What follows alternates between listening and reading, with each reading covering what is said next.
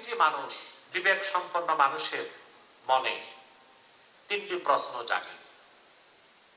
প্রথম, বিবেকবান মানুষ তার আত্মপরিচয় জানতে চায়, আমি কে। এটা মানুষের সহজাত একটা প্রবৃত্তি।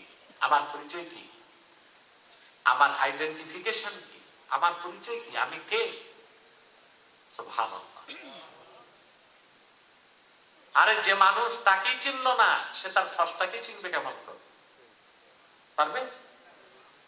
যে আত্মপরিচয়, আমি কে। সুবহানাল্লাহ।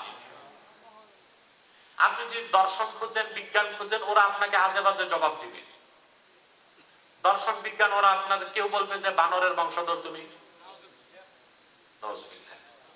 কেউ বলবে আদিম কালে জঙ্গলের প্রাণীগুলো সভ্যতা শিখে আস্তে আস্তে মানুষ হয়েছে, ওদের বংশধর তুমি। বিভিন্ন ধর্ম, বিভিন্ন তন্ত্র, মতবাদ আর এই দর্শন বিজ্ঞান আপনাকে সঠিক জবাব দিবে না। আপনি কোরআন কারীমকে প্রশ্ন করেন, আমি কে, কোরআন শরীফ আপনাকে জবাব দিচ্ছে। ওয়ালাকাদ কাররামনা বনি আদম ওয়া হামালনাহুম ফিল বাররি ওয়াল বাহরি ওয়া রাযাকনাহুম মিনাত তাইয়্যিবাত। আমি মানব জাতিকে গোটা সৃষ্টির উপর শ্রেষ্ঠত্ব দান করেছি, সম্মানিত করছি। মানুষের চেয়ে বেশি সম্মান কোন সৃষ্টিকে আল্লাহ দেন নাই। উম্মতে মুহাম্মাদীর মুমিনদের সম্মান ফেরেশতার চেয়েও বেশি। আল্লাহু আকবার। সোজা কথা। ওয়া হামালনাহুম ফিল বাররি ওয়াল বাহরি, জল এবং স্থলে তাদেরকে কর্তৃত্ব দিয়েছি। সমুদ্রে নদীতে কর্তৃত্ব কাদের? হওয়ার কথা তো ছিল তিমি মাছের। তিমি মাছ সবচেয়ে বড় প্রাণী না?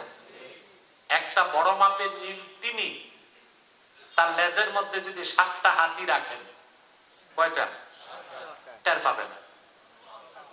এত বিশাল প্রাণী, কিন্তু সেই জলে কর্তৃত্ব মানুষের, স্থলে কর্তৃত্ব হওয়ার কথা তো ছিল হাতি।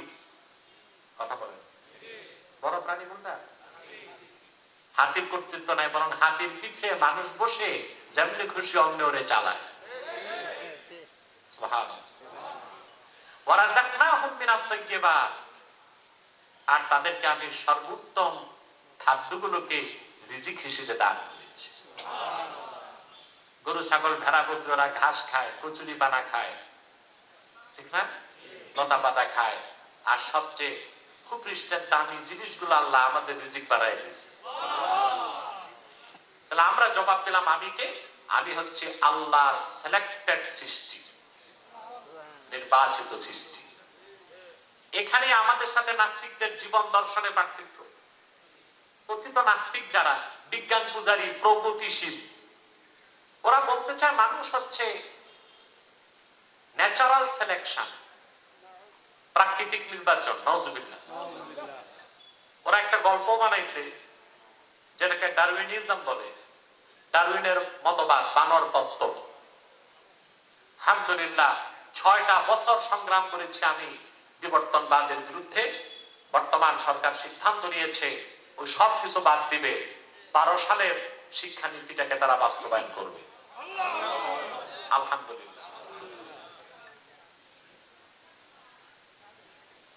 এই দেশের প্রচুর আলেম আমাদের সাথে একমত পোষণ করে বিবর্তনবাদের বিরুদ্ধে সংগ্রাম করেছে। আমি তো সরাসরি জাফর ইকবালকে ডিবেটের চ্যালেঞ্জ দিয়েছিলাম, কিন্তু রাজি হয় নাই। ওকে আবার অফার করা হয়েছিল, আপনি ডিবেটে বসলে হারেন আর জিতেন 1 লাখ টাকা পাবেন, তাও রাজি হয়নি। ওরা কি বাংলাদেশের সেরা বিজ্ঞানী? কত বড় যে বিজ্ঞানী, কিছুই তো বানাইতে পারে নাই। একটা পেন্ট বানাইতে দিবেন, চেন কোথায় দিবে তাও জানে না, বিজ্ঞানী হয়ে বসে আছে। আপনার মানুষ প্রাকৃতিক নির্বাচন নয়, মানুষ সিলেক্টেড বাই অলমাইটি আল্লাহ। আল্লাহ নির্বাচন করেছেন মানুষকে তার মনোনীত সৃষ্টি হিসেবে। আমি কে? আপনি কে? আল্লাহ নির্বাচিত সৃষ্টি। সুবহানাল্লাহ বলেন। দ্বিতীয় প্রশ্ন, আমার এক্সিস্টেন্স, অস্তিত্ব শুরু থেকে, এই মানব জাতি থেকে শুরু হলো? আপনি বিজ্ঞান দর্শনকে প্রশ্ন করেন, বিভিন্ন উত্তর দিবে। বিশেষ করে বিজ্ঞান আপনাকে কোনো উত্তর দিতে পারবে না। বিজ্ঞানের নামে যে গাঁজাখুরি মতবাদ আছে, ওটা হচ্ছে যে বানর থেকে মানুষ, বা হনুমান থেকে, বা ওরাংওটাং থেকে, বা শিম্পাঞ্জি থেকে, আর সবগুলো থাকে জঙ্গলে। তাহলে বলতে হয় মানুষের সূচনা জঙ্গল থেকে। আপনি কোরআনকে প্রশ্ন করেন, মানুষের উৎপত্তি থেকে? আল্লাহ বলেন, وَقُلْنَا يَا آدَمُ اسْكُنْ أَنْتَ وَزَوْجُكَ الْجَنَّةَ وَكُلَا مِنْهَا رَغَدًا حَيْثُ شِئْتُمَا وَلَا تَقْرَبَا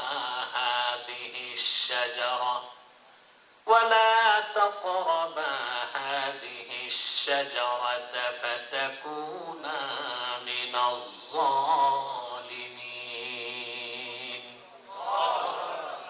আল্লাহ পাক বলেন, আমি আদমকে ডেকে বললাম, আদম, তুমিও তোমার স্ত্রীর পরমানন্দে বেহেশতে বসবাস করো, যা খুশি তা খাও, রাগাদান আই ওয়াসিআন, প্রাচুর্যের সাথে খাও,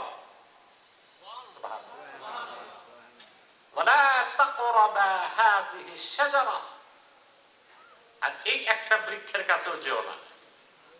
যদি যাও, স্বামী স্ত্রী দুজনেই জালেমদের কাতারে শামিল হয়ে যাবা।